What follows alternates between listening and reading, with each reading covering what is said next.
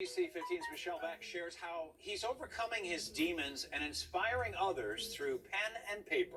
You recording it? Yep. There's a big metal door that I have to look at for 12 hours out of the day. I'm on this side of it, and everything else in the world that I love is on the other side of it. For most of Jeremy Duncan's life, drugs fought for his love. I started smoking pot when I was 9 years old. By the time I was 12, it was a daily thing. The effects of addiction landed the 43-year-old at the Rock County Jail, by his count, dozens of times. When you've been locked up as much as me, and you get locked up, people aren't sad for you anymore. They're just like, well, he's gone. But last month, prison staff created a therapeutic exercise for inmates, a writing competition. Duncan called up a part of himself already written in permanent ink. God has given me a talent, and I know what it is. Duncan's poem takes him back 20 years to a meeting inside a cell with God. I never even gave myself the chance to dream.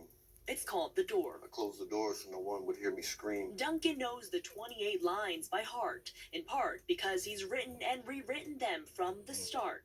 Inside the mind of this lonely, deranged drug addict, I heard a knock at the door, and that's when I panicked. I fear they've come here to get me and show me my death. I put my hands together and I took one last deep breath. I dropped to my knees and I started to pray. Please, God, don't let them take me. Please, God, not today. The sheriff chose Duncan's poem as the winning entry, but the author knows there's a bigger prize beyond the door. I can change my entire world with a pen. You know, I can't make it stay what I made it into, but you know, even if it's just for a little while, if I'm looking at the paper, I'm not looking at the door.